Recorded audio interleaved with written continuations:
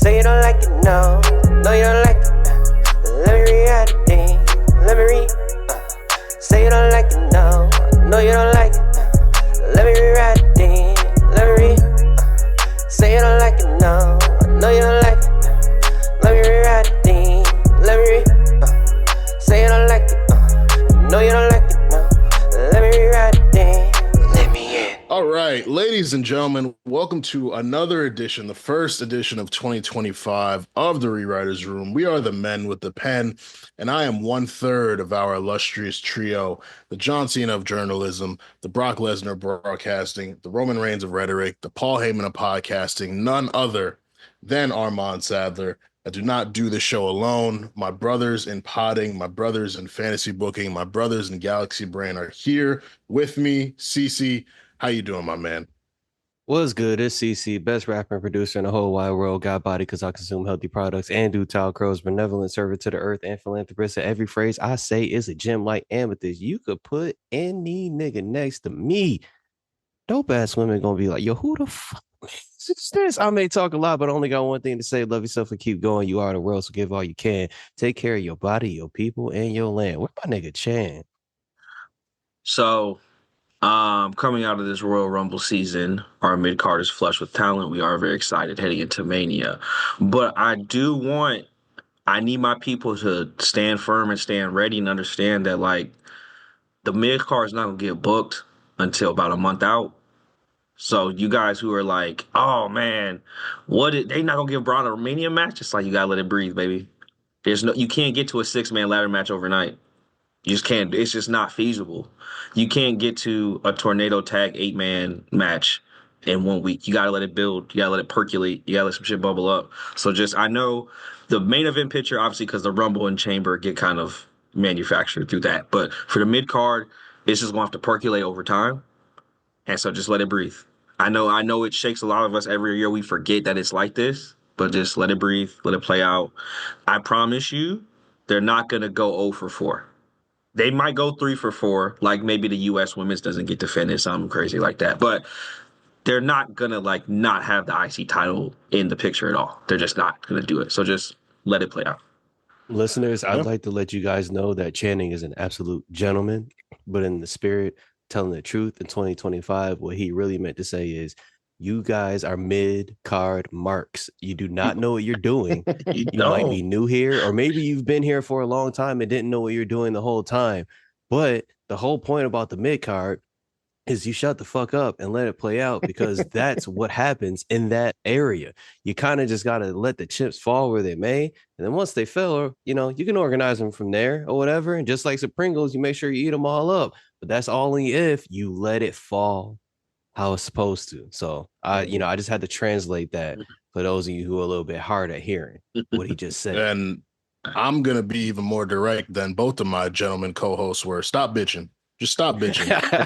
Like, delete the tweet, delete the TikTok draft video, put the Google Docs away. That's a new movement, bro. Delete the tweet. That's a new movement that we need for niggas. Delete the tweet. And we're gonna get into it during my not so pre-write, but in short, in summary for now, before I expound on it later, stop bitching, bro. Like, just stop bitching.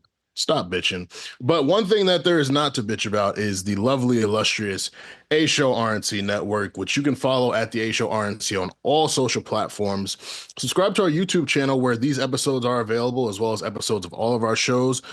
Whenever they do special interviews or we do special content, you can actually see us there, which I think is pretty cool. So make sure that you do that. And if you want bonus content, early access, all the good stuff that we do, head over to Patreon, patreon.com/the A Show RNC. I want to give a big shout out to all of our subscribers, everyone in our community who contributed money for us to donate to everyone who's been affected by the Los Angeles fires. I believe we raised $882.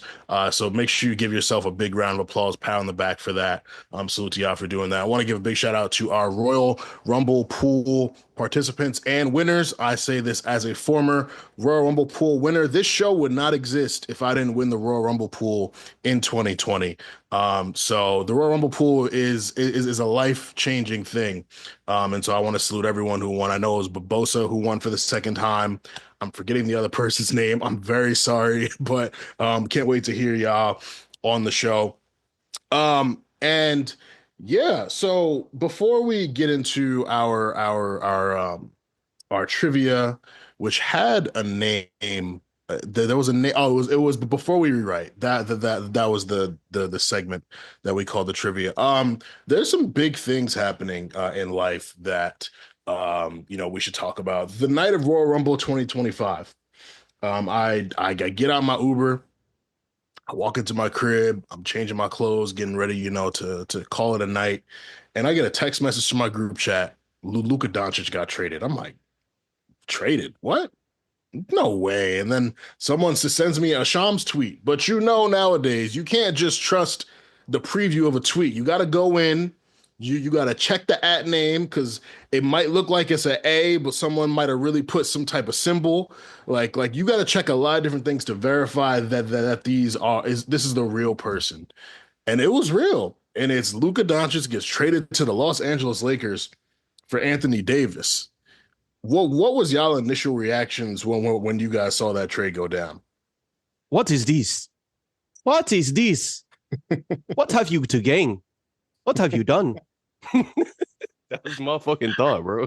Honestly, it was funny because one of my favorite old head moves is that if I feel myself getting sleepy during a PLE, I'll pause it, go to sleep, and then not look at my phone, and then wake up and watch it. So I was watching the Men's Royal Rumble at like 6:00 in the morning. And it just ends. So I'm like looking at tweets. So I didn't look at my phone at all. And so I'm like, what's this bullshit about AD? Like, stop playing. Like, because I'm looking for Royal Rumble stuff. Then I see it again. I'm like, and then it reminded me, I was like, I forget sometimes that, like, while we talk about the NFL being scripted, the NBA actually is scripted, and like they'll just make a move for the power. Like they'll just every couple years be like, Lakers not popping enough, we gotta shake some shit up. Like they'll just give Shaq and Kobe. Like they'll just give LeBron. Like that's just what the NBA does. And so it was just like, yeah, I guess it has been about 6-ish, 5 years since the Lakers got freaky in free agency. So of course, now like we talked about, my brothers and sisters in the Southwest, in the Dallas Mesquite metropolitan area. As someone who's lost a superstar, I understand, but that's a dirty game, bro. The way y'all got still, that's trite, bro. Because at least LeBron left and let us know, bro. He went on TV and everything. LeBron had chances. He also had chances. He had made it to like certain. He had took that. Look at you. Remember like Bron versus Detroit is the whole fucking thing. Detroit used to be a team everybody was scared of. Then Bron came. When Bron left, our owner was so mad he wrote a letter and put it in the newspaper. Yeah. So it's like, at least I know as a fan, he ain't want that to happen because I ain't want that to happen. But to wake up, I would have felt like I got kicked in the gut. The only thing I can compare it to is also as a Falcons fan, it's like the day I woke up and saw that Michael Vick was going to jail. I was like, what do you mean by that? what? Michael Vick's going to jail? Like, but how's he going to play if he's in jail? What do you mean by that? It's crazy. It doesn't like click over. So I'm sure Dallas fans were like, but then how is he going to play for the Mavericks if he's on the Lakers? Like, who? But that doesn't make sense. And especially if you see it and you see what they got back. No, but it's because it's the same way that, I mean, it almost makes Saquon stuff look like child's play. Child's play, bro. The reason why you get Luka in the first place is because everyone in the world knows, shit, the Dirk years are over. We don't really have a foundation anymore. Oh my gosh, look, we get to just pick this guy up or whatever and keep him around. As long as we keep a good team around him, we're going to be competitive. We know we're going to be able to make money off sales off of different merch and be able to plug into, different sponsorships and different stuff. So you're going to be able to get the branding and all the stuff that you need. At the very least, you're going to get that or whatever. That's your floor, and your ceiling is how many championships, as long as you just GM this shit right or whatever, right? You go from thinking like that to inexplicably to the rest of us thinking like, no, I mean, that's probably not the best thing for us. And we get no explanation. It's like waking up one day in the finals and your entire family just walks out on you. Like, what, nigga? Year, like what you're talking about was the season prior. They were just in the finals, brother. Like, it was happening. They were in the middle of it. Yeah. And they were like, but what if we weren't? What, Bro, bro? AD got hurt today. He hurt right it's now. I think the craziest part, which you guys kind of touched on, is it happened in secret. There weren't reports of them shopping Luka around. Because why There would weren't they? reports of the Lakers shopping AD. The only reports you heard was like, yo, LeBron might get traded. Like, that's what Right. the media was so focused on. We thought AD was going to be the face of the Lakers moving forward. So to see it be AD get traded, a 31-year-old for a 25-year-old, when the 31-year-old sidekick is a 40-year-old LeBron, who we know, I mean, maybe he'll play till 45. Like, this thing is Yeah, he crazy. might But live like forever. his, like it like eventually it's gonna come to an end. So like, You know what it was?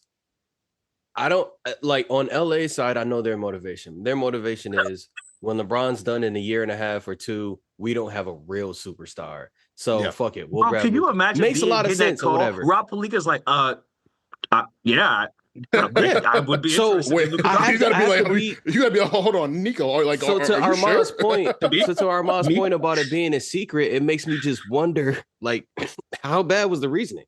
How bad was the That- reasoning that you had to keep it a secret? Bro, That's bro. my thing. That like, because to me, it's to give a very relevant, parallel. This is like when Cody lost at WrestleMania 39. They gave him that big push to get that main event, and then WWE just decided, yeah, we're done. We're just gonna trade him away.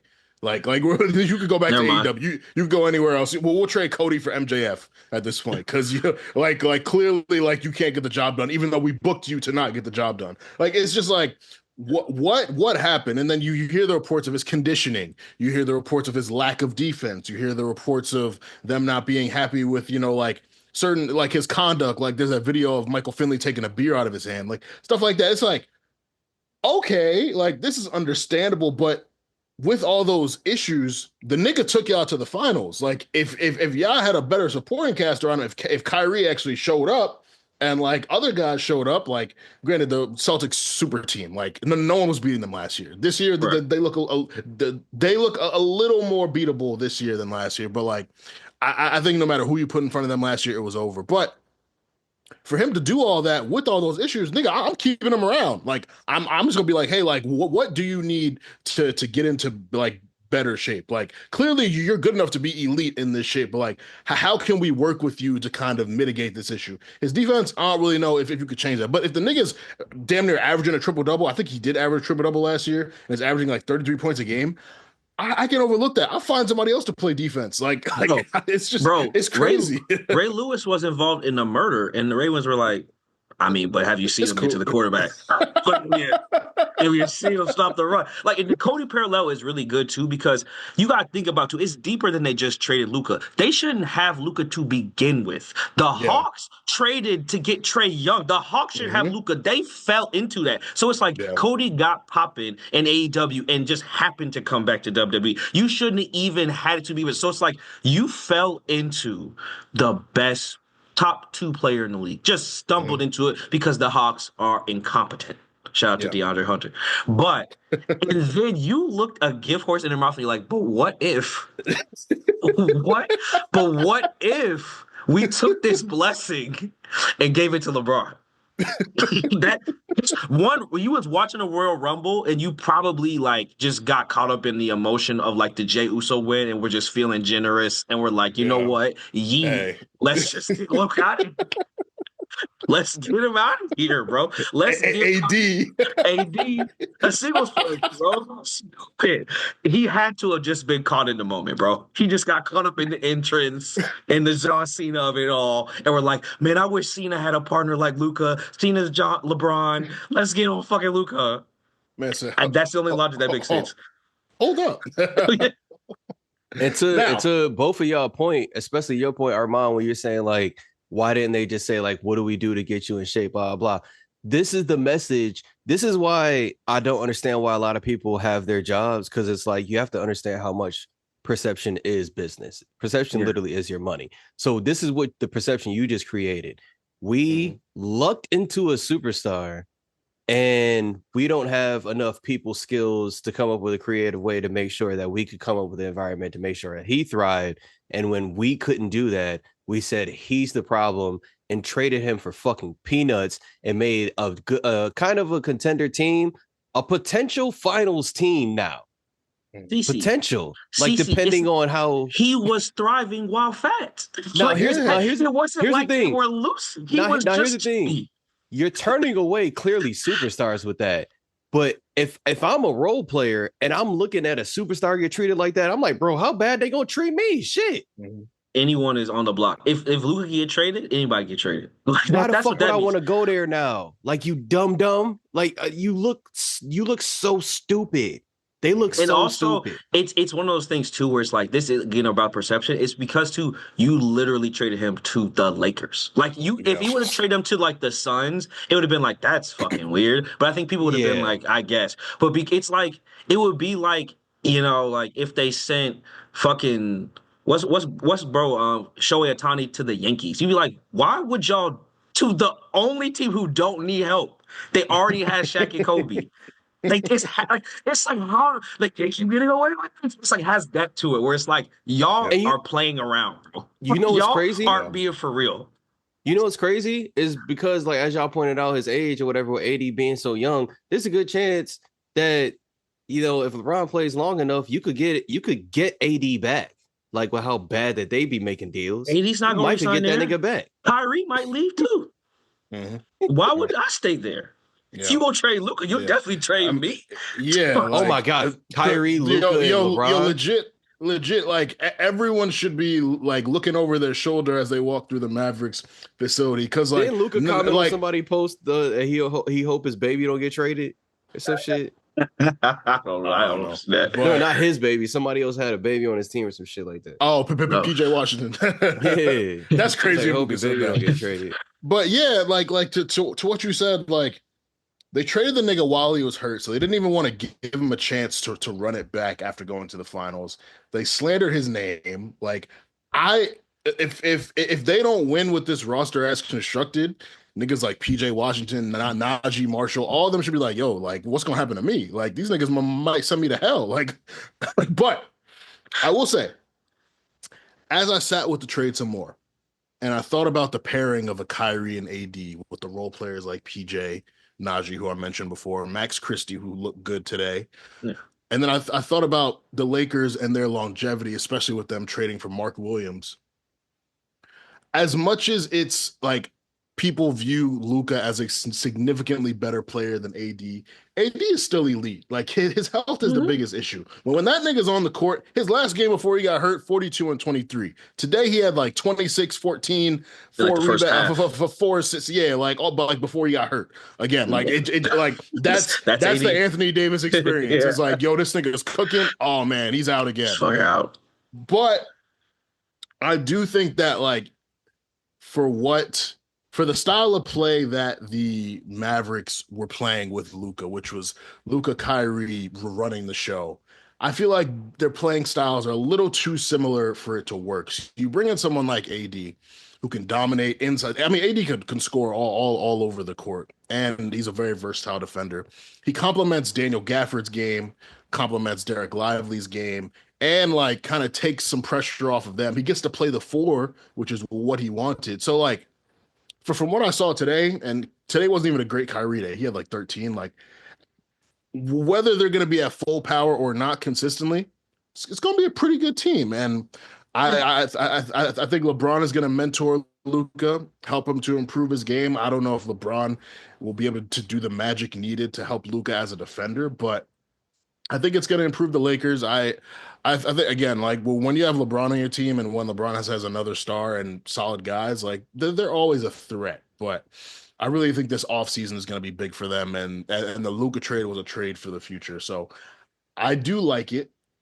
I was just shell shocked by it. Like on paper, you tell anyone, yo, Luka Doncic for AD. Obviously, there were other guys involved in the trade, but like they weren't really big deals. Like Luka Doncic for AD. Like who's going to take that? Nobody besides Nico Harrison and Rob Pelinka. Like I don't think anyone's going to do that. But it's just like it just what it is to me. It's like it's not even about you said the actual team itself will be fine. Like they're not a bad team. It's just like Mhm. the logic of it's like, so what are we doing here if we are acquiring talent just to give it to like it's like, well then why are we trying if as soon as we get good, just gotta give our because if by your logic, then why the fuck didn't you keep trade Kyrie? You want to trade one of them? Luka's better. Like that's what's. Yeah. It's like there's no logic that explains the mood you made in the context of your team. Like yes, I understand the result is not awful, but it's like there were better results you could have got. And it's like I said, it is what it is at this point. And also, part of me, again, it feels like the Lakers are going to get somebody else. Someone else will do this. Like it'll be Absolutely. Giannis or it'll be Anthony Edwards. Like the Timberwolves just traded Cat. Like just how they just did that. Someone will do that again, just because they're Mhm. stupid. And then the Lakers will be back on top again. It's gonna happen, bro. Like it's gonna be Somebody so was annoying. Kawhi Leonard will get healthy finally and play on the Lakers. somebody was saying that this was like pushed by as high up as Silver because of all like the reports of like the lower I like agree. league numbers and all that shit. They're like, so let's just shake shit up. And I'm like, I mean, I agree. Yeah, I'm saying that would this be was a a smart a move good way to. from Adam Silver's perspective. Banger move. Banger move, bro. Niggas are still talking about it, bro. That US That's cookie is true. on fire, bro. Like I know he went to the office. He's like, they would say, so what's hot? He said, what about Jimmy Butler, sir? What about Ben Simmons, sir? He said, nah, y'all not thinking big enough. He said, y'all not. You're not. You're too small. He said he put 7-7 on the board. They said, why would the No, Mavs do that? He said, exactly. not Silver Exactly. outbooking, not Silver outbooking Jacksonville. That's Bro, give crazy. him the pen, bro. Give my boy Adam Silver the pen, bro. Talk about rewriters room. It Mhm. shakes some shit up, bro. I'm telling you, Mhm. that nigga saw Jay Uso when he was like, you right. You right. It is about bookings. It's about surprise It punches. is You're just right. me, You Oos. right, H. You right, H. Mhm. It is Mhm. about us. The niggas don't Yeah. understand long-term storytelling, but they will. We'll get them back to it. It's not about work rate. It's not about games played. It's about Yeah. fucking big matches, baby. Absolutely. Real quick, it is Super Bowl weekend. By the time y'all listeners hear this, the Super Bowl will be over. But let's just jump into some predictions, man. What y'all feeling for this game? You know, who do you think is gonna win? What do you think is gonna be the key to that victory? You know, things beyond Satan Beautiful magic. the refs, you know, for one side, like which I think the result of this game is going to be. Jalen Hurts is about to lead us to the promised land. I think I as a person who like just kind of on the peripheral likes Philly because a lot of people that I know are close to me like Philly, and I've always kind of liked them, especially Donovan McNabb years. It's the first time I became a fan of Andy Reid as a coach anyway. Um, I've always like wanted them to do well, so there's a little bit of that. There's also a little bit of the obvious hate that I have for them people or whatever, and them jerseys with the red, white, and yellow or whatever. But I think what I've really seen lately in his interviews and even looking past that, other things, Jalen Hurts like really is like a resolute leader. And I picked that word specifically, like resolute, in the sense that the guy's like a fucking statue. Like, he's a statue in like what he's gonna do for you or whatever. But he's also like flexible in the sense like he's also plays like water. If he needs to run, he'll run. If he needs to block a little bit, he'll block a little bit. If he needs to throw them fucking dimes and them passes, he does that or whatever. But I think that resoluteness is what's going to be the thing that overcomes the Chiefs, because what the Chiefs really beat people with is the idea that they might not beat the Chiefs. You're just like, oh shit, we got to make sure we win. And like that just starts to fuck with you. But I think Jalen Hurts doesn't have that. And I think that's going to be infectious to the rest of his team, especially his offense. They're going to put up at least, I'm calling 32 for Philly's offense.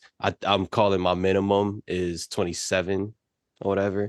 And I'm calling their defense holding Kansas City under 30. We're the only team that let them over 30. And our defense was, I don't know if y'all saw, all of our defense, everybody Was who hurt, started was hurt except for one guy, I think, or whatever, maybe, or whatever. And the guys that we have as backups, it's a huge drop off. Sorry, or whatever. Don't do DeMar like that, bro. Don't do So DeMar y'all like wasn't. that, bro.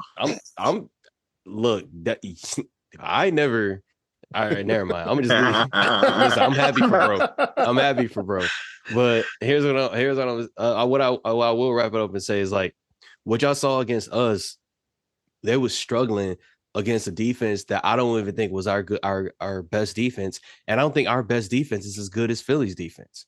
I don't think they're as good, and I don't think our coach is as good. Our defensive coach, he's a younger guy.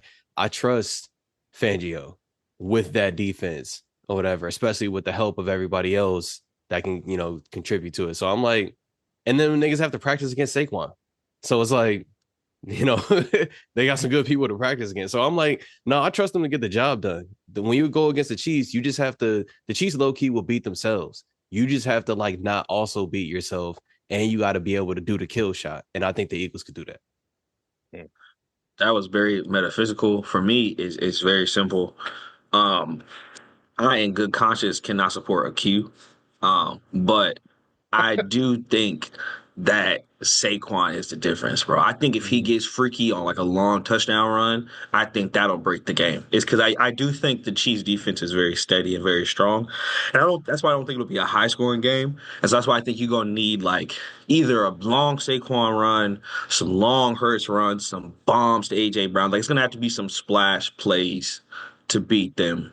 Because I don't think, while I think Hurts is very good, I do think what happens with the Eagles is like the times they lose are the times they get in their head. Like the only reason the Falcons beat them is because Saquon dropped his pass. And like I feel like that's how they end up losing. They just randomly will fumble the ball for no reason. And stuff like that happens when they have these long drives. So I think they're gonna need to rip off some long plays. And so I'm thinking it's probably gonna be closer to like 17-14 Eagles. But I do think the Eagles will win because I do think Saquon, like I said, I think he'll get freaky at least one time. And I feel like that'll be the difference. I agree. But like I said, I can't support Jalen Hurts in good conscience. Yeah, like it'll be one of them real nasty ones where he like runs through the end zone like this, like he's still sprinting full speed through the end zone. Yeah, I can see the Chiefs looking at you like, what happened? That's gonna have to happen for them to win. Because I don't think if it's like a shootout, I actually don't think that favors the Eagles. Because I think the Eagles, like I said, they just start getting in their own way. They just start doing dumb shit if they like try to have to keep going over and over again. Yeah, man, this is for the last few years, I've bet against Mahomes, and I've looked silly, and I have no love for the Chiefs, and I have no love for the Eagles either. So I'm actually not even really excited for the game itself. It was a really good game in 2023. Every time they play each other, it's good, but for me, the dominance of the Chiefs, which hey, it's amazing, that it's always cool to see dynasties, but they do get tiring for me. Like we're not even a decade removed from the Cavs and the Warriors being in the finals for 4 years straight. You know what I'm saying? Like stuff like that. Like you But that's just want to different see because that was my team. Right, that's different. Fair. when it was LeBron doing it for me, I was into it. I was like, let's go every year, 7 years. Absolutely. Bron is my guy too. Things are a little difficult right now for other reasons, but Bron's my guy. But yeah, man, it's just I'm not that intrigued by it, but one thing I've learned is to not bet against Mahomes. The Chiefs have been playing playoff winning football all year in that you don't need to put up crazy points. You just need to make sure that your opponent scores less and makes more mistakes. And that's what everyone does when they go up against the Chiefs. They had that regular season loss to the Bills, but it was still a really close game. The Bills sealed their fate by wasting their one win against the Chiefs on the regular season. You should have saved that. You should have saved that. Hate these niggas, and bro.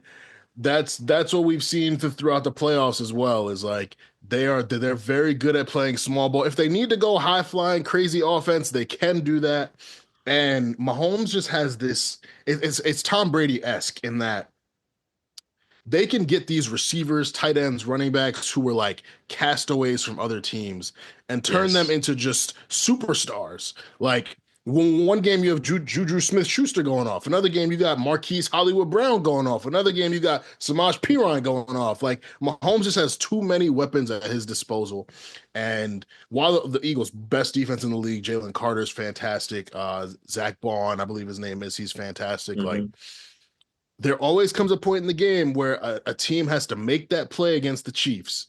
and they're not capable of doing it. So it's up to Jalen Hurts. He's a very composed, very wise dude. I love the way he speaks. He's always got something clever and like to sound like he's like a 45-year-old to say, like he's always got the right thing to say. But All right, enough you about do the Jalen right Hurts. thing? Let's chill out on Jalen Hurts. I don't know why y'all want to give so much to a Q when you know what they're gonna do with it. I mean, I don't. How do we get here? No love in my heart for the Eagles. No love in my heart for Hurts. I do think Saquon's going to be effective. I don't know if he's gonna do the 200 rushing yard type shit that he'd be doing to other teams, but I do think he's going to be effective. I think the Chiefs will neutralize him to a degree, but it's up to AJ Brown. It's up to Devontae Smith. It's up to Dallas Goedert. You know what I'm saying? Hear me when I say this, because this might be the only time I say this in life. That white boy is about to do something special. Blankenship is going to be the reason why this defense shuts Patrick Mahomes down. Watch this shit. I'm telling you. All right. Watch. I'm just hating because we also have a black quarterback and no one talks about him being a nice gentleman, and I don't think that's fair. Michael Penix is just as nice. He goes to church too. He just got engaged to a black woman. I just think we should give him his flowers, just like we give Jalen. He just got to win some more games. That's it. It wasn't his fault. CC. I know. He just got here. He tried. Them niggas sold him out. Bro, Jalen Hurts had the fumble in the Super Bowl to get here, bro. Tough. He went through that some was shit. very tough. Yeah. No, that was very tough. That was if he wins, he will definitely have deserved it. It won't be no Mickey Mouse ring. Like he will definitely have paid dues and like earned that title. So like that would be cool to see him win that for sure. So I do believe the Chiefs will win. In my most ideal scenario, neither team wins, but that's just not a reality here. So I don't want either of them to win, but I do. I feel like everybody's really watching for the halftime show, bro. Like at this point, it's like the game is the game, but like let's just get. Don't get Armand started on that one. Don't get Armand the whole pot about that one. I have nothing. I have nothing to say. I hope everyone enjoys it. I hope after the halftime show is over that we can move on. Armand said, let's vacate this. Let's vacate the Super Bowl. Let's just vacate the belt. Bro, like, just vacate the belt. Let's just move on. Some sexy songs for you. Valentine's Day. Drake Party Next Door. That's what I'm focused on. That's what we on, baby. Valentine's Day is in the air. Love and fornication is coming. Now, if you all enjoyed our banter, our sports banter, our life banter, we will have more of that coming for you. But you need to subscribe to the patreon.com/the8showrnc. Now, let's jump into the action. The Not So Pre-Write, our first trivia of the year, hosted by myself. Let us see if the guys are ready. CC, you ready, brother? I mean, as ready as I can be, I guess. Chan, you ready, brother? Seto.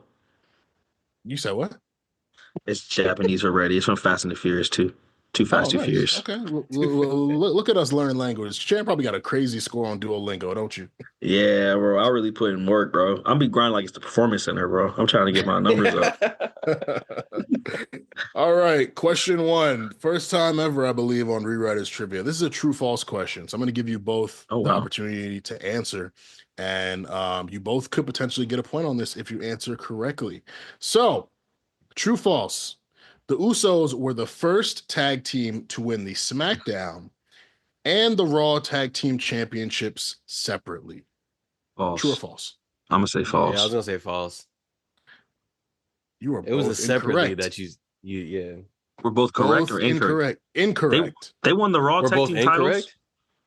So they won the Raw Tag Team titles when they were called the WWE Tag Team Championships. Got you. I see what you're saying. But they carried the history over to the Right. Raw Tag Team Championship Right. history. The red belts, right. And then they won the SmackDown Tag Team Championships later on, becoming the first team to hold each set of titles. I see what you're saying. Yeah. That makes sense. Wait, the question was the question to have won them separately but to hold them at the same time? No, they didn't win them when they were called the Raw. Like they didn't win those blue belts and those red belts. They won like the WWE belts and then they won the blue belts. But the WWE belts are the red belts historically. Yeah. It's like how the World Heavyweight title has that history. Yeah. Even when it was a different belt. They were the first team to claim that they've held each set of titles. Because I appreciate how I actually have to think, man. I don't like this shit. Man. Hey man, I'm glad they got rid of them blue belts, bro. I'm just happy about that, man. Oh, Candy ass me belts, too. bro. Me too. They definitely ran their course, especially if brand warfare is not going to be as much of a thing anymore. Let's just get it all out of here. Question 2: when the Usos won their first SmackDown Tag Team Championships, who did they defeat to win them? The Bar. The who? The Bar? No. New Day. No. Was it not the is it Rusev and that guy and the Vaudevillain guy? No, it was not Rusev and Aiden English. No, sir. Okay. Bobby Roode and Dolph Ziggler? It was Bobby Roode and Dolph Ziggler. It was the Wyatt family. Was not the Wyatt family. How dare you? It was was it the Dudley Boys? Was not the Dudley Boys. Hardy Boys. It was not the Hardy Boys either. No. It was Cody and Goldust. No, that's very fucking funny. Now, remember, the SmackDown Tag Team Championships were introduced after the brand split in 2016. In my mind, they're way older than that. Wow, I was going way deep. Yeah. Wait, was it the Good Brothers? No. I'm just like trying to think of people who are not. I'm like, was it Dean Ambrose? Like, yeah, like shit, dude. That's a black hole time for me. I'll give you as a hint if it helps. They won them in 2017. One of the guys they won them. That's why the Bar was a good answer, Channing. Oh, yeah. I legitimately thought it was the Bar. Like that was my. I was like, he won. Yeah, everything else has been made up.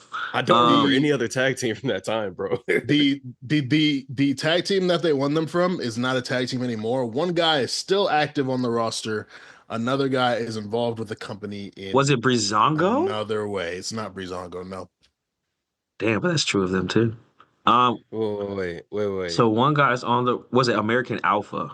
Yes, there you go. There we go. American Alpha. Chad Gable, Jason Jordan. Jordan. I loved. Grant I love that fire. Team. Yeah. Move. Absolutely. Jason Jordan is like the WWE's like Grant Hill, where it's just like you just knew if he never got hurt, man. If he had at least like 10 more years, that would have been top 3, top 5. Oh man. Yeah. He's almost like, I mean, Shelton won singles titles, so you can't call him a Shelton, but it felt like it was going that way though, for sure. Yeah, like he had the look, he had the talent, he was good. Question 3. Who did the Usos win their first ever overall tag team championship against? This was in 2013. The Shield? 2013. Not the Shield, no. The Wyatt family. Not the Wyatt family, no sir. New Day.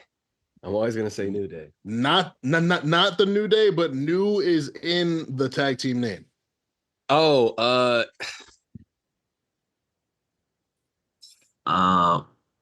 the New Boys. Yeah, it was Tinashe the manager. Yeah, well, they was jerking. That's how they won his title. New in the name. Oh, this is 2013. Yeah. New Age Outlaws. Yes. Wow. Oh yeah, that did had happen. them old niggas. That's why I was getting mixed up with the Hardy Boys, and I knew they beat one old ass tag team for some titles. I was like, the Hardy Boys, it's one of them. New Age Outlaws. There it is. That's crazy.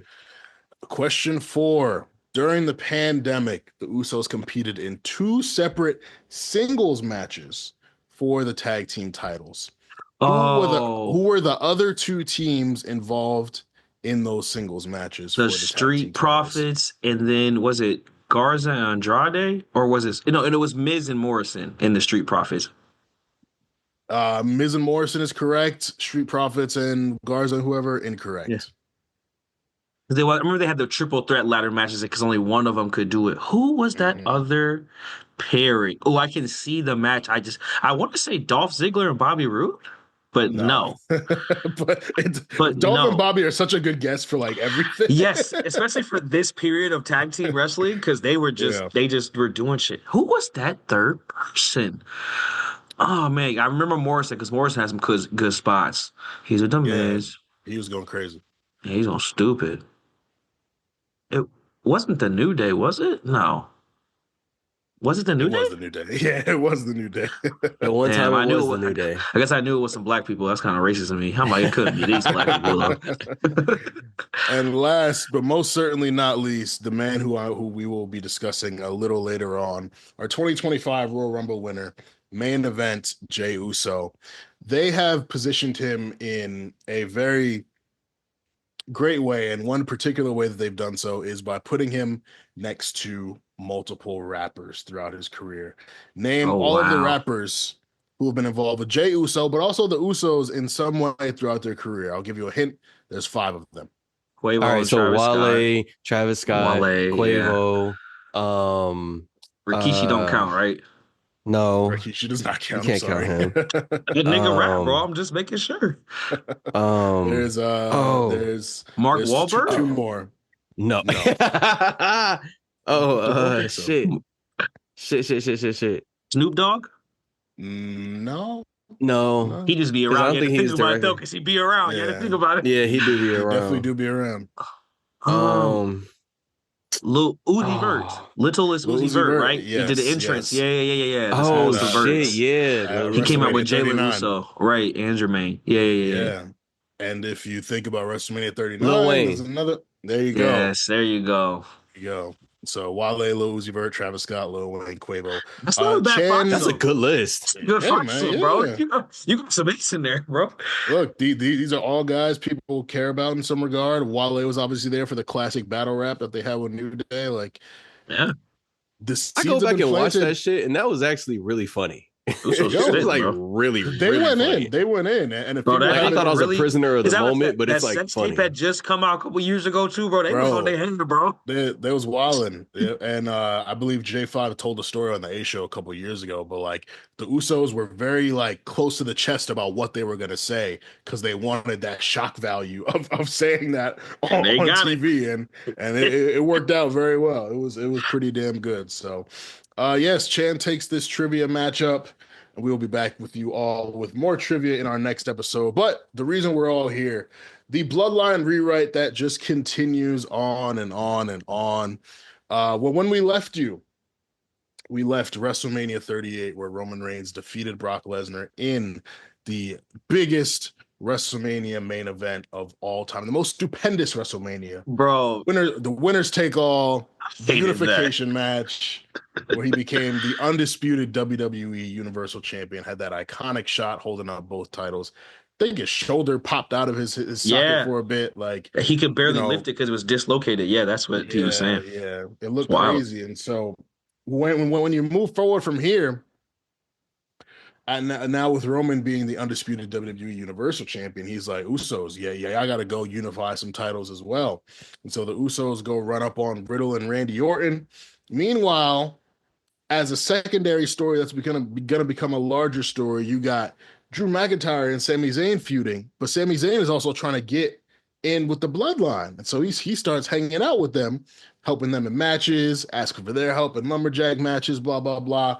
Obviously, the Usos and RKBro face off. Well, no, actually, before that, we get that great six-man tag team match at WrestleMania Backlash with Drew McIntyre and RK-Bro versus the Bloodline.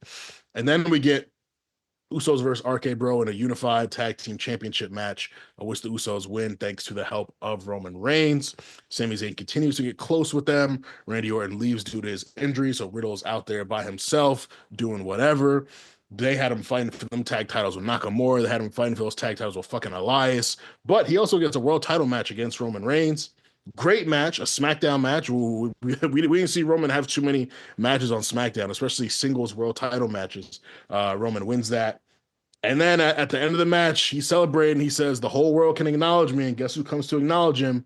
His old friend, Brock Lesnar. And this leads up to their classic last man standing match at SummerSlam. But again, secondary storyline. Drew McIntyre and Sheamus are feuding. They have that number one contenders Donnybrook match. Drew McIntyre wins, and the stage is set for Clash at the Castle. Roman Reigns versus Drew McIntyre. I'm going to begin because my rewrite is going to be extremely quick. I am actually not changing anything except Except, if you recall, all the way back Survivor Series 2020, when I had Drew McIntyre defeat Roman Reigns. Yes. And now he's the undisputed WWE Universal Champion on top of the world. It seems like the Bloodline is trending towards unifying all these titles. Instead of the Bloodline winning that match, we're going to have the Bloodline lose that match. My only thing is, do I want Drew pinning Roman leading up to their Clash of the Castle match, or do I want RK-Bro pinning the Usos to make people believe that the Usos can't beat RK-Bro leading into their unified tag team title match? So I'm torn between those two outcomes, but otherwise, I honestly thought they executed all of this extremely well. Like I said before, the layers of Sami Zayn, Drew McIntyre, the layers of Brock coming back, Riddle stuff, like all of that, like it was great. I actually have nothing that I would change about how all of this went. Would I change Clash of the Castles result? Yes, but that's for another episode. I am going to have the Usos lose the undisputed tag team titles. But that is also coming in the near future as well. Actually, shit, because we're covering SummerSlam here, so I'm gonna have the Profits beat them at SummerSlam, but it's only gonna be for the Raw tag team titles. So they get like a 2-month reign as undisputed champions. Well, we can't have those titles be kept together for 2 years. Like, well, we got to get tag titles back on Raw. So Usos, you got to say you were the first undisputed tag team champions ever. Salute to that. But the Profits are winning them Raw tag team titles, bringing them back to Raw. And y'all are losing that match at WrestleMania Backlash. So that's all I got. Weren't the Miz and Big Show like they had 2 belts too? Or am I tripping? They were called the unified tag team titles, not the undisputed. Got you. I love how WWE does that. Yo, like, no, this is the world heavyweight champion. Technicalities. Because bro, think about it. It's mad first evers in WWE, but people be holding titles in certain ways that have been held in those same ways by other people. But it's all about the label, undisputed and unified. 2 different things. He said both start with U, but they're different words. What can I say? Honestly, the piece to put my fingers. Also forgetting too is this is Theory Money in the Bank time too. Yes. That's also percolating. That's another storyline where he's in that last man standing match buzzing around. Not in mine, but I was just thinking how they were layering stuff in that time. It was really good. That is still some of the most stupid booking ever to me. Why are you going to cash in during a last man standing match? How does that work? In the middle of it. Like, it's not over. Yeah, bro. Like, wait until they're done. And then, what in the world is a triple threat last man standing match? How does that work? You got to knock both of them out? Like, that's what I'm saying. That's what I'm saying. Like, is it one fall? Is it elimination? Like, what if me and Champ punch CC at the same time and he gets counted to 10? Who gets the win? The Theory Money in the Bank, it wasn't as bad as Otis, but it was that second. This is why I think the Damian one was so good, because they did land the plane. Is that they had a couple years of Money in the Bank where it's like, this is kind of shaky. Like, it wasn't 2 years in a row, but it was like, they were coming off that where it's like, you didn't pull the trigger. So for them to land the Damian Priest one was really beautifully executed. But I'll just get into mine. It's not crazy long, but mine is different. We're in a multiverse, because in mine, if you have to remember, Seth was the WWE champion and Roman Reigns won the Royal Rumble, and as the winner, he's like, I don't have to face anybody. Like, we have to face a champion. I'm the only other champion. So you have to face me. So our main event is Rollins v. Roman, and we get the full, brother storyline. It's like kind of giving what everyone wanted Matt v. Jeff to be, like 2 champions, singles match going at it. We have the match. Roman does win clean, unifies, gets the iconic shot. Now he has the I beat Seth Rollins at a pay-per-view for the world title, gets the good shot. Uso storyline starts similar, but as you remember in my storyline, Roman is much more proactive. He's much more like paranoid that people. That's why he went to get the title. So he's like, you need to take Drew out. I don't like Drew. And then Sami kind of starts coming around. He's like, oh, I can do it too. I can help you take out Drew. Like, I can do that. And so Sami v. Drew for like have a match. And then the Usos come out and help jump Drew.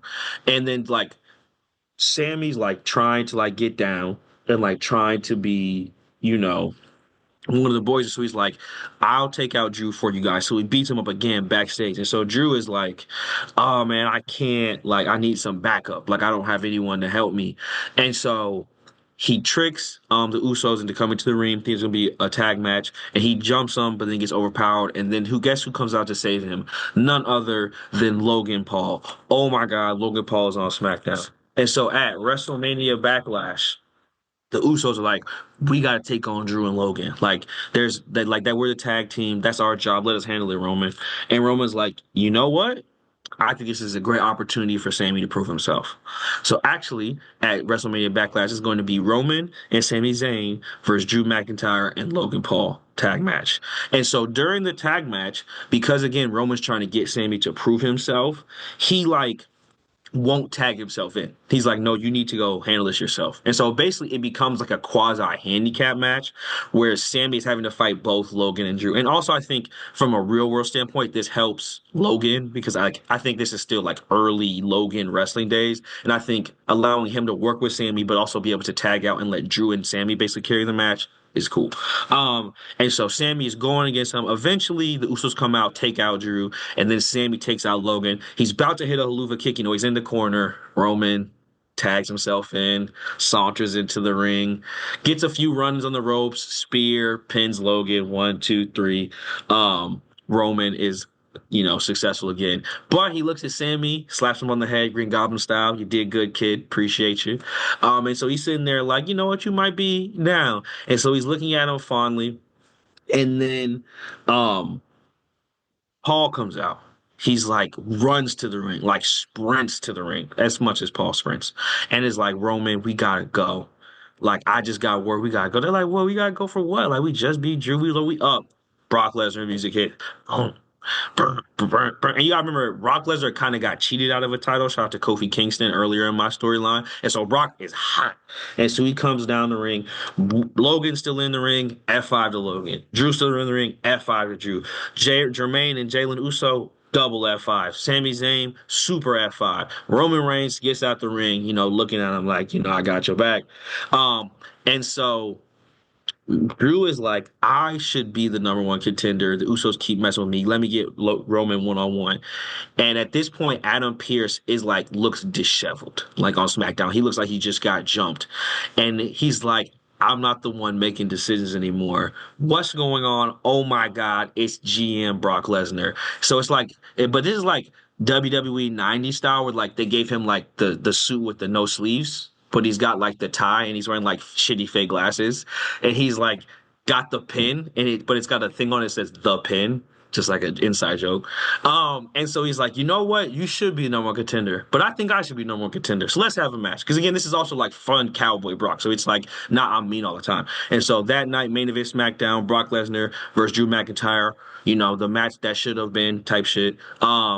Banger main event, but of course Brock Lesnar wins, which brings us to SummerSlam, which I do want to stay exactly the same. I think that was incredible. Even down to the Brock's on the forklift, tosses the thing at Roman, he catches the mic one-handed, so player. Like, I want everything to say because that was so cool. Like, that was such a main event moment. And so I want it to be the same. But yeah, I think the storyline of having GM Brock for a couple weeks would be very funny because I feel like in my mind, GM Brock like agrees with superstars who are like him. So anytime a superstar's like, I want to jump this guy, Brock's like, let's go do it. I'll give you a match right now. But people who are trying to be like logical, he doesn't really like.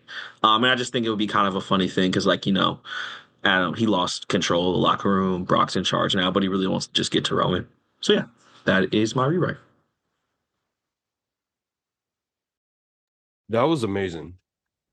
First of all, GM Brock, damn, I feel cheated that we didn't get to have something like that. The possibilities are endless, man. It's like he'd be so funny, dude. Like, he might set up a match and be like, okay, you got a match tonight because you want to defend your championship and it's against some opponent who's never gotten a chance for like the US title or just like who like is not in the contendership or whatever. It's not one of the people you've been, fighting lately. It's like, okay, send him up. U.S. champion goes out there all confident, thinks it's going to be a scrub. It's fucking Brock Lesnar. Brock Lesnar. And it's the GM. Gio Lesnar booking himself. Like that's the joke too of like he's putting himself over. Like the way people talk about that, he is literally like, I have the pen and I'm like writing, I'm gonna be in the main event because I want to face Roman Reigns. And like that's kind of like it's like a very like meta thing. And I think that would be something that, especially again, going into that last man standing match, which is kind of like the meta thing of like, this is not happening again. This needs to be done now. Roman versus Brock needs to kind of run his course. So it's like him being the one to initiate that. I thought was interesting. I love that. I feel like mine is like the middle ground between both of y'all. It's so crazy. So I don't change like major events. It's mostly how we get there that I want to change and make it a little bit more like, I don't know how to explain it. I don't know. Just in my eyes, a little bit more interesting. So we start with Roman. He unifies the titles or whatever. Next step is be like, okay, Usos, you guys need to unify the tag team titles or whatever. Go get them from Riddle and Randy or whatever, right? So right after Roman wins the titles, literally at WrestleMania, while they all celebrate and whatever, Riddle and Randy attack the Usos and like we just go off screen like that or whatever. And then the Usos come back and they attack Nakamura just like they normally do. Then Riddle and Randy come back and attack them again or whatever. But this time Nakamura was injured when he was attacked by the Usos or whatever. And this is how we start making way for Drew or whatever, in a way to where it's like, okay, there's a vacuum. We have the 6-man or whatever that we normally had or whatever. But this time Randy and Riddle like prank the Usos locker room before they go to the match or whatever. And if you remember from mine and my storyline, I mentioned how Roman's a lot more of like a mad emperor. And to Chad's point, when he was talking about how Roman and his excuse me, is a lot more proactive. Roman is a lot more reactive, and so are the Usos. So the Usos are getting like messed with or whatever, right? And they're like, now they're just like really charged up.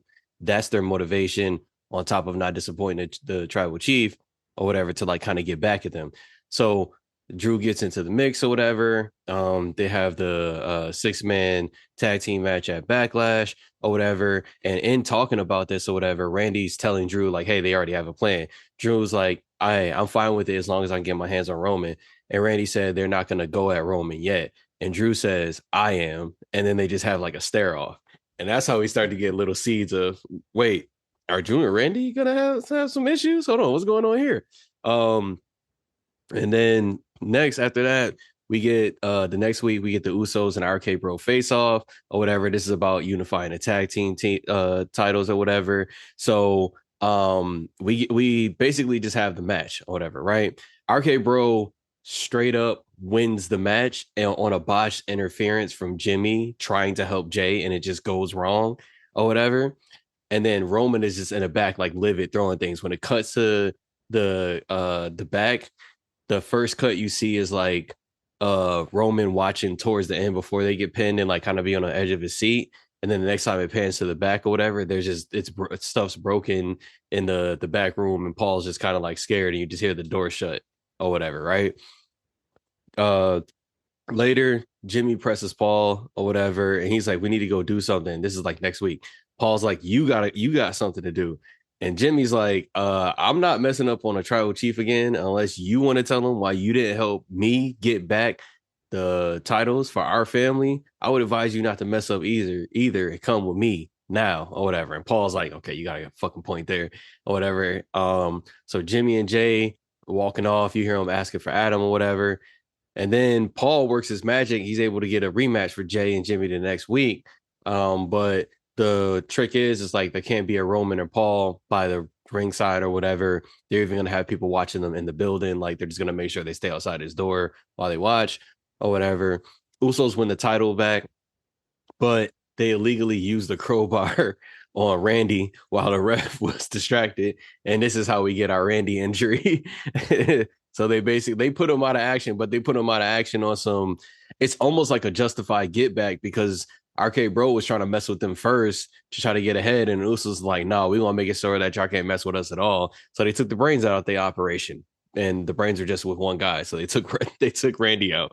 So from there, that's how we start getting Sami hanging out or whatever. Riddle gets his world title match or whatever. After Riddle loses, like Randy's kind of still around. He's not that beat up. He just can't really wrestle. And he starts to point out that he could have done things better. And Riddle flips and he's like, you don't need to always give me advice. And then from there, like basically Riddle goes heel and like starts a feud with Randy. And that's how we really get him like super duper injured. And he like goes off for his time. But at this point, the Usos are like trying to still fuck with them. They're attacking our RK-Bro behind stage and like trying to feed into them breaking up, which actually does work. And after they try this, Drew still wins that number one contender match against Sheamus while all that's going on. And then from there, we still go into SummerSlam and everything still kind of happens the same, except for I've just introduced this new storyline with Riddle, Drew, and Randy all going on. Cause I feel like there could have been something there. So in the match, Randy tries to interfere and Riddle attacks him or whatever. And then the Usos are celebrating him or whatever until Riddle attacks the Usos or whatever. And then Sami comes up to help the Usos or whatever. And he like helps get rid of Riddle. He helps get rid of Randy and all that stuff. And this is how like the Usos and the rest of the bloodline start to trust him a little bit more. So like Armand, to your point, how you had that kind of like section to where you're saying like, okay, this is how we trust him a little bit to your point, and Channing to your point about like changing a bunch of shit just to make it a little bit more interesting, add some through lines. I felt like mine was a little bit middle ground, but I think we all kind of landed on, SummerSlam was fire. I only added, I kept everything that happened in SummerSlam. I just wanted to add it to that just to up the ridiculousness just a little bit. It's also crazy, like thinking about this, like, man, that nigga Riddle fumbled, bro. That's crazy. Like he was really, like you think about all of Roman's title defenses. That Riddle match is up there. I mean, that was a real like actual like matches. That was a real in a vacuum, a really cool little match. And so it's like man, like especially now, like and we could do this now. We could do it later with like Jimmy just won the Rumble, bro. That could have been you, Matt. Like that could have easily been main event Matt Riddle, bro. But you fumbled. Like that's I mean, I'm sure, life is long. He has many opportunities. I'm sure, it can still happen. But it's just crazy to think about like where we are today. If you talk about like 5 years ago, you would have thought Matt Riddle was champion by now. Especially if you heard they were introducing another belt. But oh yeah, Matt Riddle got that. They said, no, Damian Priest. You said, who?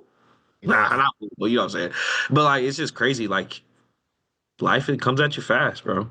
Look, Riddle was basically supposed to be where Jey Uso is right now. Yeah.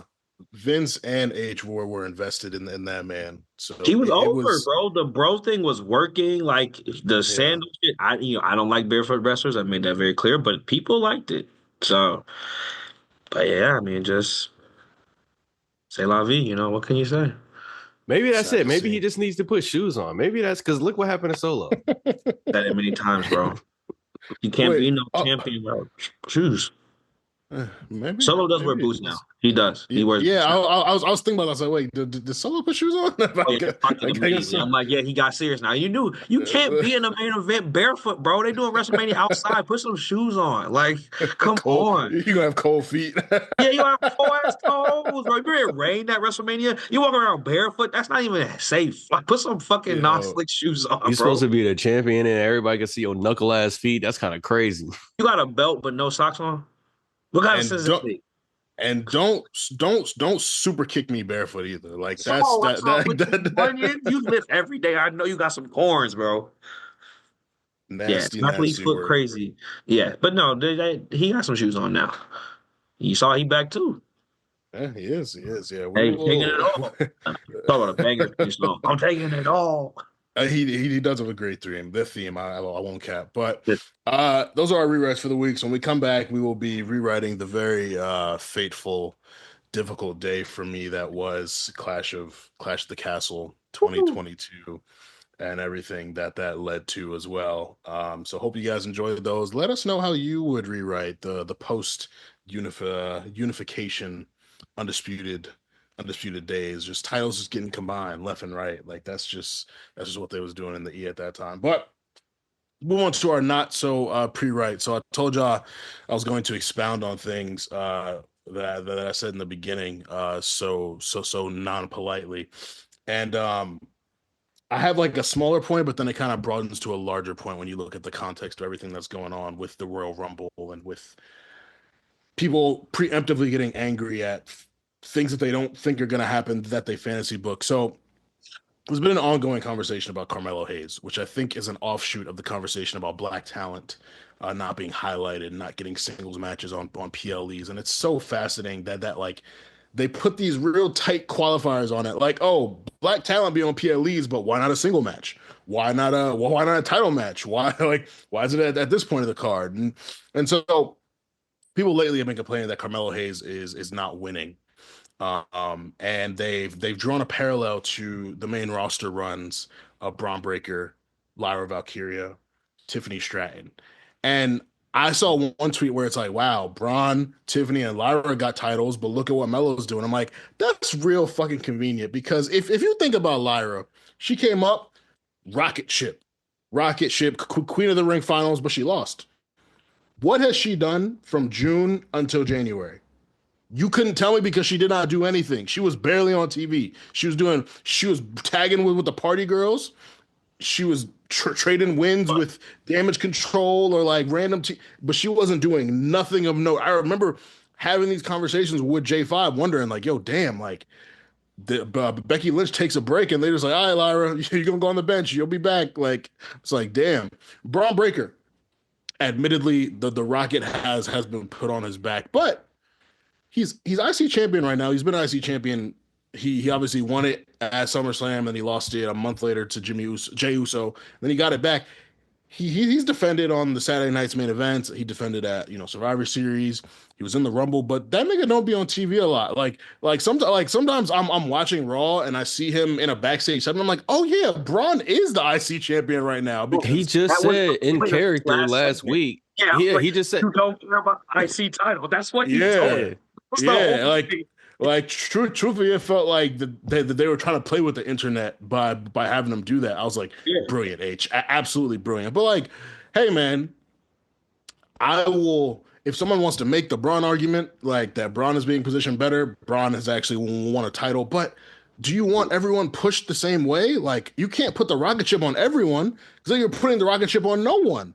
Like, I remember we were having conversations about Dragunov and how when Dragunov was brought up to the main roster, Braun was positioned one way, Dragunov was. I was like, you can't have two unbeatable new guys. Like, that's very redundant. It don't work. Braun is like what Roman was when Roman came in. Like, he's being groomed, positioned to be that guy, and right now he's doing it very well. Some other people, they take some time. Damian Priest came up, tagged with Bad Bunny. It took Priest a while to get to where he's at now, but he's here now. Like, Uso used to wear face paint and dance. Yeah, man. Yeah, bro. Like if we can go Melo just not beating Cody Rhodes. Like, chill out, bro. Yeah, like we can go on and on with the examples. Tiffany Stratton she's been featured on TV a lot. She's gotten title matches. She was in Elimination Chamber last year. Won Money in the Bank. She won the title. Her booking's been pretty good. I'm not gonna front. Like she's been treated well, but you better than him. That doesn't mean he's booked poorly. That just means they're booked to be champions. That's just what's happening. Yeah. Next year he might be champion all year. Who fucking knows? It just hasn't happened. It's like because here's my thing. When Melo came up to the main roster, Cody Rhodes had just won the WWE Championship. Melo also had a match with Cody. Yeah, that's absolutely kind of crazy. Like, when you think about it, I don't get why there would be any kind of hate at all. Because I don't know. I just feel like it's very short-sighted. It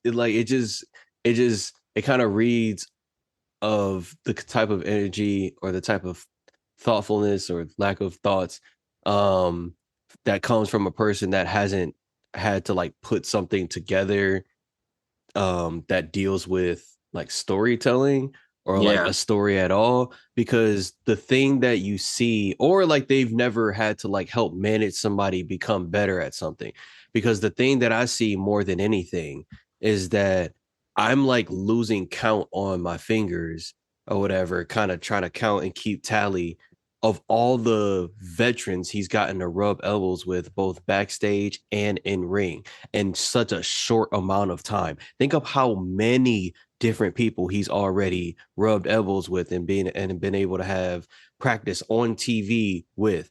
It's like, this is bro, they're giving him chances to practice. Like they're letting him practice on TV every week, and they're letting him practice with the best wrestlers. Like, do y'all not see what's happening? They're clearly setting him up to like, and it's like, bro, have y'all never seen a management program? That's what this is. Like, yeah. He's had multiple United States title matches. Logan Paul was still champion at the time, and it was clear the direction was LA Knight. And then Shinsuke came in. But like, look, man, you can be successful without winning titles. Like wrestlers have wrestling fans, I'm sorry, have such a limited scope, a very limited view of how someone is to be viewed as a thriving wrestler. I feel like if you talk to Carmelo Hayes right now and asked him how he felt about his booking, he'd be like, bro, I'm just happy to be here getting paid. I'm on TV every single week. Every single week.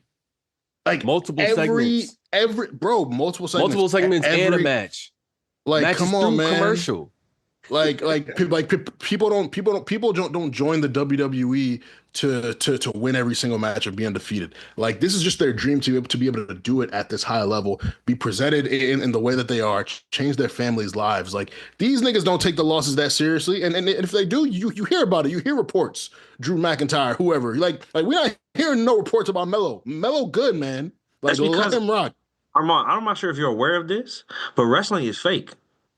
So him losing them matches doesn't actually mean anything, because if they just decide he's gonna win the matches next week, he'll just start winning. Like, it doesn't actually, if they want him to be in the US title match, they just gonna put him in it. Wait, so even if he loses a lot, they could just like make him the champion if they wanted tomorrow? I'm not sure if you understand this. It's like, because they're the ones who are writing the losses, so they're doing it on purpose.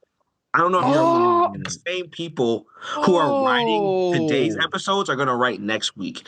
And so it's like they meant for him to lose because that's what they're trying to do. I'm not sure if you're aware how wrestling works. It's actually It's actually like do they want him to lose because they hate him? Actually, that's actually not how people do their jobs. It's actually about telling a story. And actually, I'm sure the story actually goes on for quite some time. It's not like a season and they're going to be done.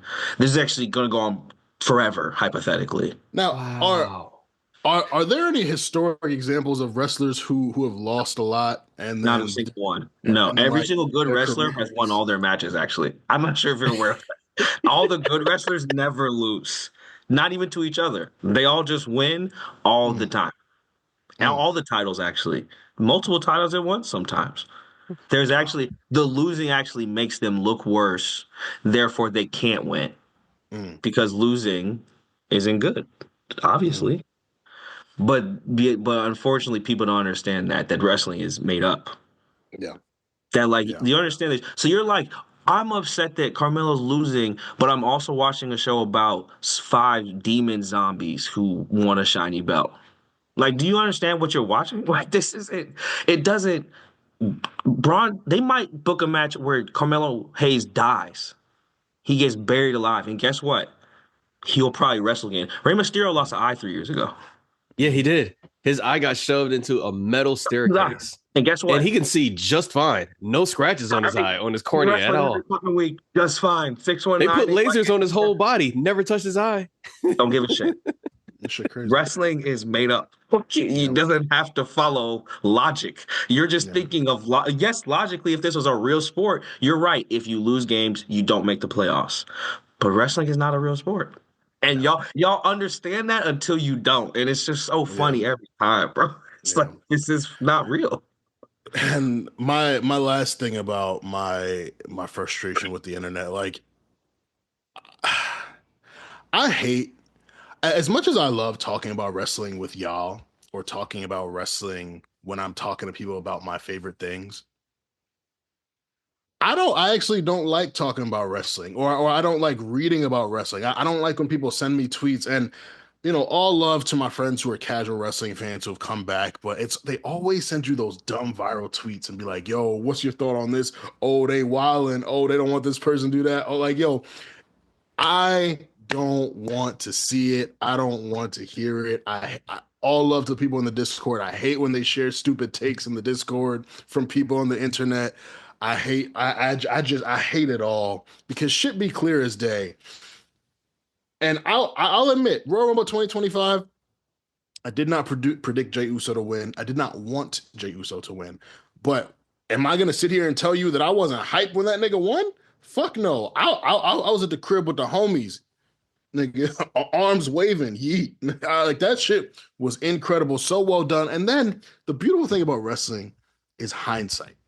When you look back, all the signs were there. They had that nigga walk out with Quavo. They had that nigga walk out with Travis Scott. He pinned Drew McIntyre on Raw. On the debut on Netflix, pinned Drew McIntyre. Like, so many different signs have been there. The entrance walking through the crowd, how much time they give him for the entrance. Main event, Jey Uso. Like, bro, it's been written since he came back in 2020. And I've seen dumb tweets about people saying, oh, he's not over. The chant is over. The arm wave is over. I'm like, nigga, who's doing all of that, though? It's him. If anyone, like, the reason Jimmy can do it is because of Jay. The reason you popped for Roman saying yeet is because of Jay. Yo, Armand, Beyonce is not that great. Beyonce is not that great, all right? It's literally like just her voice and like some of her dance moves and like some of her content and like I'm like, bro, what are these niggas like? Come on, like it is so just mind-boggling. And we talked about it a lot on the show, but just like people really have a hard time accepting that the show is not booked to appease just you and what you like. Like, it's not just about you. The moment you get out of that mindset that wrestling is just for me, that shit is so enjoyable, bro. I've said it, like, I'll be watching different stuff, like, damn, I fuck with this character, I fuck with that character, I fuck with that. Like, I'm not, like, Drew McIntyre is my guy. Drew McIntyre has not held a title for more than 5 minutes in years. I'm still enjoying the fuck out of everything else this show has to offer. Because like I'm not invested in just the success of one person. I'm invested in being entertained and enjoying the product that I see. And usually I typically just turn my brain off and just tap into all the ridiculousness. It is fucking awesome. You niggas are stupid. Drew is better than when he was champion that first time to me. I like him way better now.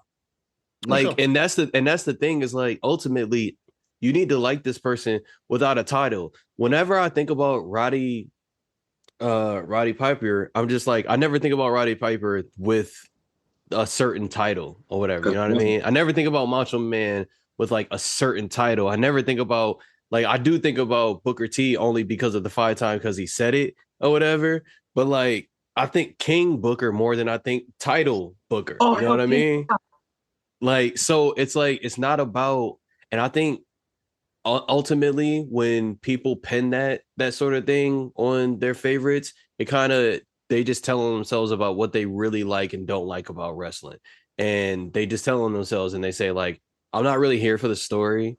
What I'm here is for when I watch something and for someone to make an impression on me, I want to see that person win forever now because I want to win forever. It's low-key a confession in life about where they are. Like, I don't even want to get into it, what they low-key saying or whatever. But it's like you want to see somebody win because there's something in there that you want to see about yourself real bad. That's not really being realized. These people started a "We Want Drew" hashtag. If anyone should be starting that hashtag, it should be me. But guess what? I'm not a fucking child about this shit. This shit is fine. I never saw Drew winning this year. I never saw Seth winning this year. I felt like they were laying it on thick with Cena, laying on thick with Punk, but predictable sometimes is fine. Hold on. Wait. We need to stop and acknowledge before where would we, like, when we left this podcast at break, what was the last thing that you said about a rewrite that you had suggested about a certain group of people, a certain group of 3 people? And I'd like to hear your thoughts on where you think that kind of prediction / like imagination is kind of going. Like, is that being realized right now? I don't think so. For the Yeah, I listeners don't. who don't know, when we left this Yeah. show, the last episode, Armand and his rewrite had created a group of Seth Rollins, Drew, and KO. And one thing that I noted was, I think this is maybe a month ago, it was either Raw or SmackDown. Both Drew and KO said to people separately, watch your back. And I was like, on the same night when they was both in the same building, and I was like, very interesting. Yeah. No, it definitely made my light bulb go off, but it doesn't seem like it's gonna happen now, and that's perfectly fine. I like, again, while I was able to put the pieces together to make it make sense. Right now, they all kind of have separate things going on, so bringing that all together, while it'll be amazing, it's not gonna happen. But all that to say, man, you all watch wrestling so much, but I don't think y'all really comprehend and consume it to the point where you actually get it. And until you guys get it, people are going to continue to bombard you in your quotes, call you stupid, and all that. But I just want to make a simple request to all my people: keep all the bad tweets out my phone. Please don't tag me. Please don't share it to me and ask for my thoughts. I'm not thinking. I have nothing to think about. I'm just here to have fun and enjoy it. What y'all You can got, just keep fellas? it in the drafts, right, guys? You can just Yeah. put it right in the drafts and just never look at it again. At least you Delete got it that out. tweet, delete that draft, delete that TikTok video, close that Google Doc, go drink some water, and go outside. Or I've like, I off. Like, you said what? like, you can be upset about it, but you don't have to then back it up with like, Mm-hmm. well, and this is why. It's like, just be like, you ain't like it. Like, you can be mad as fuck. Like, part of wrestling is any type of story. You're supposed to get an emotion out of it. It's to me, the issue is when you then have to take it to step, be like, and he didn't deserve it. It's like, what are you talking about? Like, What the fuck you is know deserve in what wrestling? someone deserves at WWE, bro. It's like, to me, it's like it would be like watching Avengers Endgame and be like, Captain America should have did the snap. Iron Man didn't deserve it. It's like, do you hear yourself? This is made up. This is a made up thing. Again, this is not real. Like, they just want him to. And again, there'll be a Royal Rumble next year. Maybe it'll go your way next year. Like, part of wrestling is like the journey. It's any type of story. It's the odyssey. There's an up and a down. Like, even your favorite who's winning right now will lose. They broke Undertaker's streak. Roman Reigns lost his record, as did Gunther. No one is up all the time except for John Cena. Mm-hmm. But RIP, this time is the last time. Yeah. But yeah, I just think that's very silly. But one thing I do want to say, transition to Gunther, I was doing some research, and currently Gunther, I would say, is outside of the top 5 European wrestlers of all time. I would say right now the top 5 European wrestlers of all time is Becky, Bruno Sammartino, Andre the Giant, William Regal, and British Bulldog. And I feel like realistically, before Gunther retires, he could definitely get top 5, probably top 4. And I think he might be edging the top 3, depending on how it goes, if he stays healthy and shit. Like, I could see, depending on how you feel about Andre the Giant, going Becky, Bruno, Gunther when it's all said and done. Because I think Becky about to get some more belts, more moments. Bruno is Bruno, and I think Gunther will be up there too. And that's just crazy to think about. Like, we're watching two of the greatest European wrestlers of all time right now. It's like Yeah. and it's just like, sometimes you gotta just stop and smell the roses. Be like, people talk about like, oh man, I wish I was there when Hulk Hogan did this. It's like, bro, but you're here right now when Cody beat Roman. Like, people are gonna talk about that forever. Like, you watching some of the greatest wrestlers of all time. We said it before, and I'll say it again. The main event picture is just 8 cousins. Just 8 people who just related to each other. Cousins, just kicking it every day in SmackDown, every day in Raw. We're never seeing this ever again, bro. Never will we ever get a story. To me, it's like the Invasion storyline, where it's like where real life meets wrestling, and it's just this beautiful like tapestry. You just can't plan something like this, and so sometimes you gotta be around like, damn, like I'm watching Gunther wrestle right now. Every time, like, you need to be thankful, bro, because there will be a time again where it won't be this popping. Like, people forget, like, Jack I Swagger was think like, damn. I think Triple H and a lot of the other people who are around for like other eras, especially like the Attitude Era, I think they understand that. And on top of like the business driven reason behind it.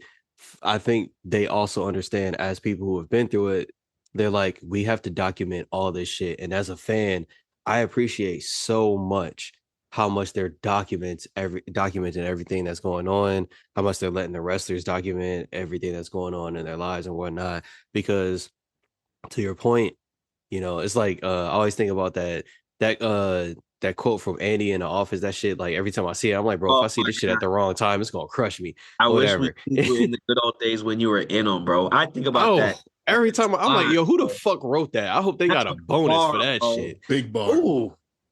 Cause like Big bar. that's exactly what it is. And I think Triple H realizes, and all the older, like even Dolph on his way out, he said, he was like, yo, look, this is one of them times. Remember this shit, bro. Go have fun.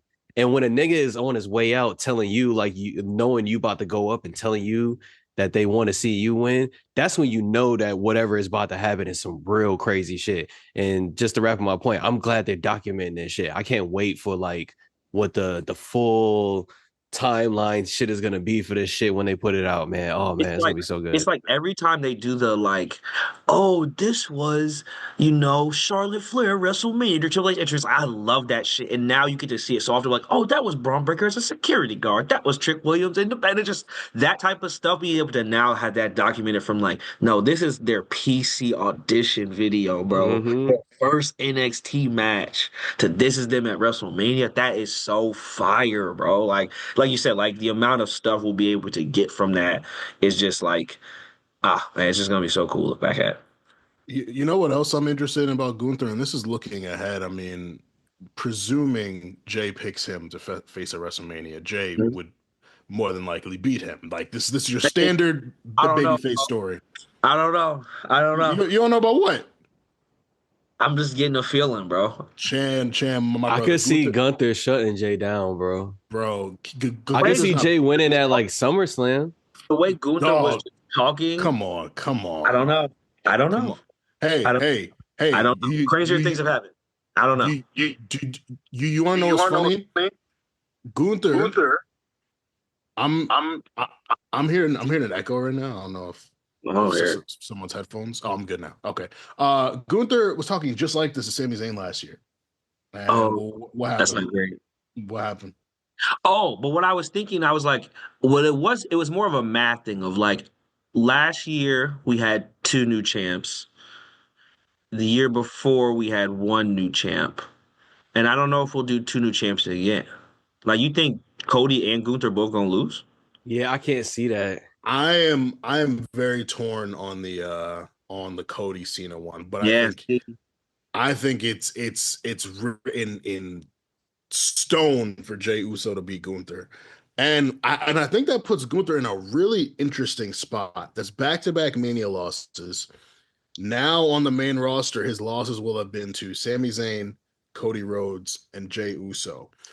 What does he do to climb back? Because if you remember last year after he lost to Sami Zayn, he went away for a few weeks, came back. He was still popping shit. This nigga was like, yo, now I'm free. Now I'm the one who could go hunt people. I'm about to win King of the Ring. That he won the World Heavyweight title. If he loses the world title at WrestleMania, factoring in the back-to-back losses, factoring in the fact that he lost to Jey Uso, who he's called just a great tag team wrestler, like all these things, like one, that's a good way to even push, some of us have thought he was going to turn babyface for a while. That clearly hasn't happened. But I think like that humility or that spiral that he goes through, like I'm very interested in how they kind of in that arc of his career. So that's just me kind of forecasting the future. But I am very confident Jey Uso is going to beat him at WrestleMania this year, and I think, because Jay's very hit or miss with his matches. I think Jay is going to pull out the best match of his career, and not just because he's in the ring with Gunther, but the effort. But like, baby, you know yes, that. correct. But like the work Jay puts in, the effort he puts forward, like that's going to be just as notable as the fact that like Gunther just whooped his ass and then he speared him and splashed him. I think Jay's gonna really show out. I think for my thing with Jey Uso matches, I think we'll know pretty quickly. Like, oh, Jay's got it. Like, this is about to be a good match. Whereas, like with the Jimmy match, you knew immediately, like, yeah, this is not going the way they need to go. Like, this is Which is funny because Jimmy actually has a deeper bag than Yeah, it Jay, should have been good. It should have been a but good match. Jay just no. Like comparing those two is just not good. Like they have these exact same styles. Like we've seen when Jimmy faced KO or when Jimmy faces Solo or someone like I don't know. the I like matches the brother versus the brother the match. I just matches love the are a agreement team. little better. But like Jimmy actually has a deeper bag than Jay. Jay keeps it very simple in that ring. But like Jimmy's also like sloppier. So like the Yeah. stuff he does doesn't look as good, but yeah, Jimmy's been showing out as a singles guy too. So I'm really interested in like what his trajectory is going to be. I don't think he's going to win a world title too. I think he'll probably peak at US Hey, champion. world? No, Um brother. He is the Matt Hardy. Like we talked about this. Jay is Jay. I, Is Matt. Like he might get the ECW. damn, If they rip it, run it back, I can see Jay as ECW champion. damn. There's no shame in the ECW championship. Y'all consider a third belt, but not me. I honor Bobby Lashley. That's what I do because he hurt people. Shout out to the Hurt Syndicate. But yeah, That's funny. A lot of your mid card gods held that WWE CW title. yeah, man.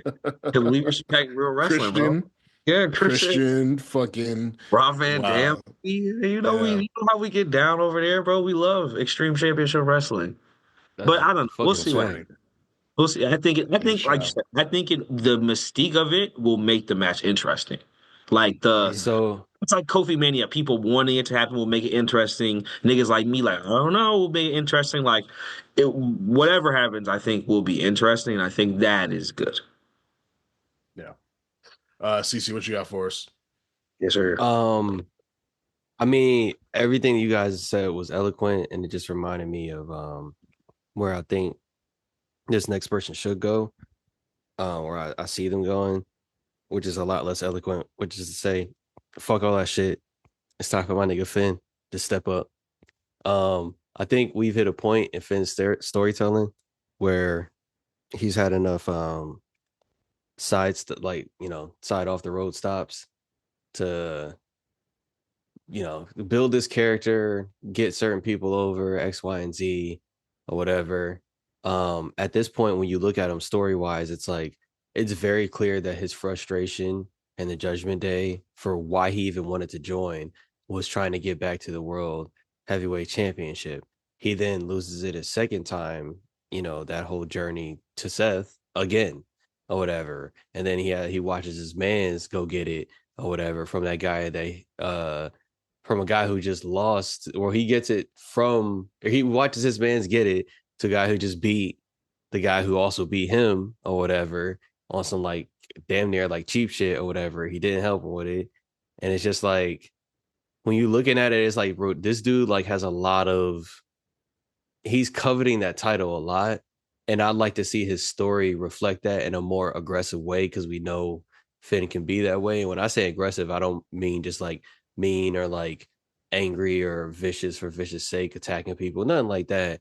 I mean more so in like maybe it's more proactive, maybe it's a little bit more playing with different pieces on the chessboard. Maybe it's him doing a little bit more, whether it be in segments or talking to certain people or whatever.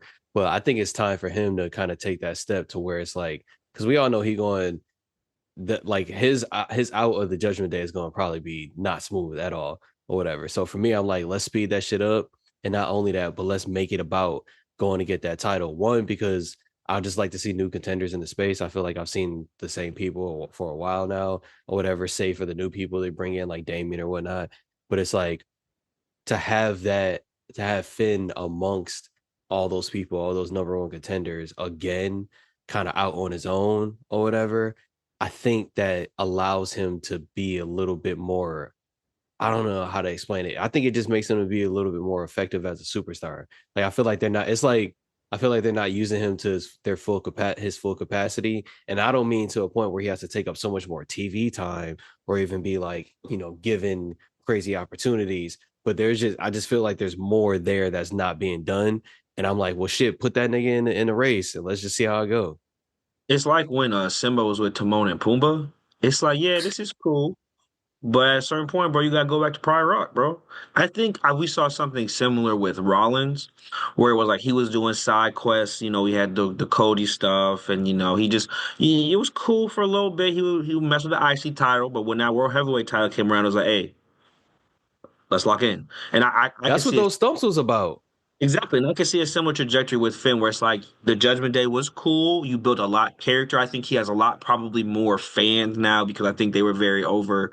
And so I think now we need to get back to like the Finn Balor is a main event threat, period. Maybe like he's an IC threat first, with Braun or something. But like Finn Balor is a single star of quality. Yeah. Maybe he needs to go to SmackDown, but I think it is that time in the Finn trajectory with the main event picture looking like it is, where it's like, okay, coming out of WrestleMania next year, I will watch Finn versus John Cena.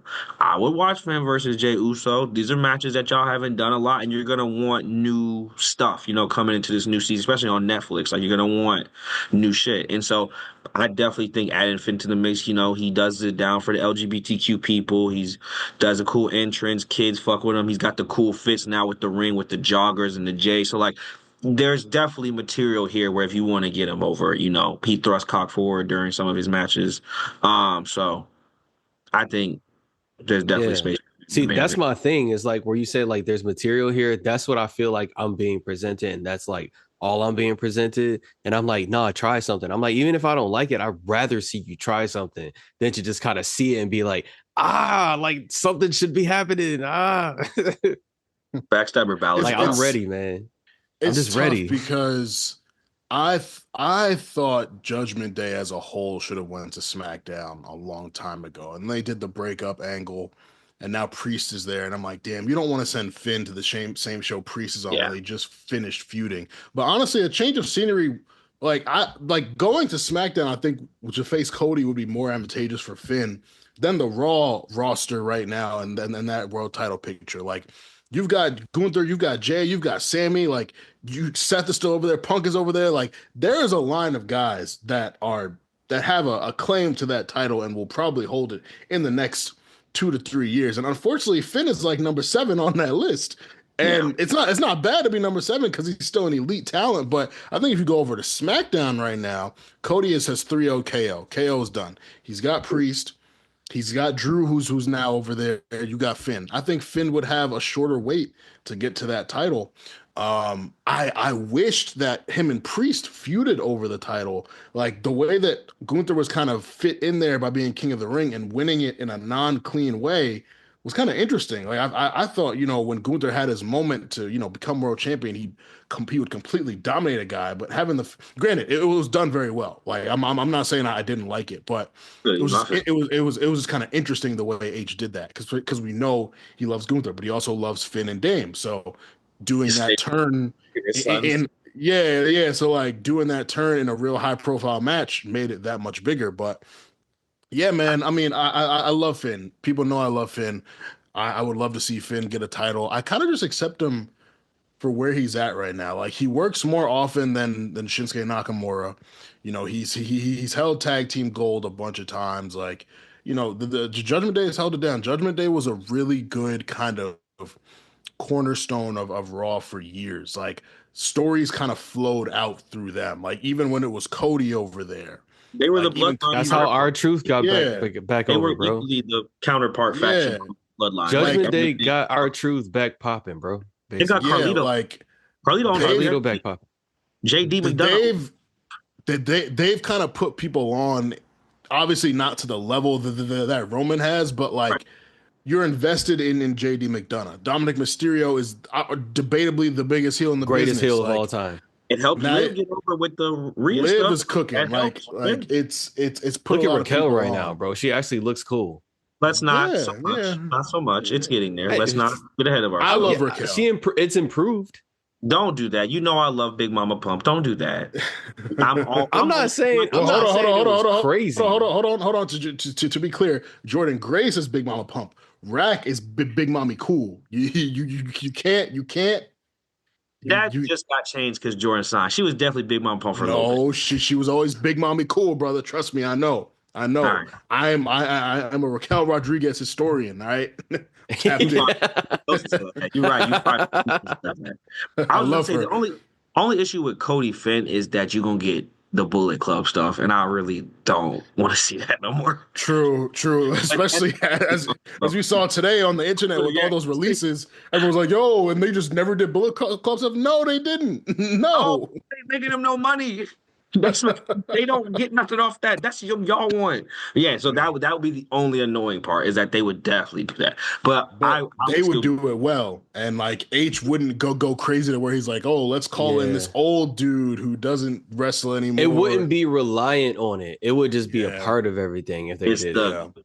The Balor Club, not the Bullet Club. I said, all right, bro. Yeah. All right, Finney.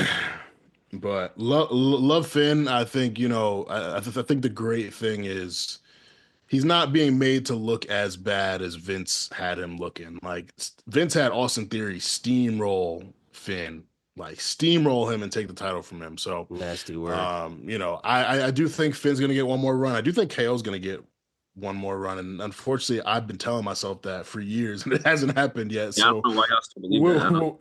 We'll see. Maybe KO wins Money in the Bank this upcoming summer. I don't KO know. in the Bank will be fire. It'd be hard, right? It'd be hard. And he would look cool walking around with the briefcase. Those are gonna be my early predictions for Money in the Bank. It's gonna be Kevin Owens or it's gonna be Finn Balor. Balor in the Bank. That's I what I would do. But that's our not so pre-write for the week. Honestly, we're going to give you guys this entire episode for free. So there's no Patreon segment, but make sure that you do subscribe to the Patreon, patreon.com/the A Show RNC. We hope you enjoyed our banter. More will be coming, but that will be on the Patreon moving forward. So if you want to hear us talk sports, music, pop culture, mental health therapy, honestly, like the guys and I be talking for like 15 minutes before we even start recording, and it's always about like work shit or life shit and stuff. And I'm always like, yo, we should just record this. So now we're going to be giving you guys more of ourselves on the Patreon, in addition to all of our ridiculous rewrites and trivia and all the fun stuff that we do. And so for my guys, for CC, for Chan, hope you guys enjoyed our first episode back in 2025. The door to the rewriters room is locked. Keep your pen sharp.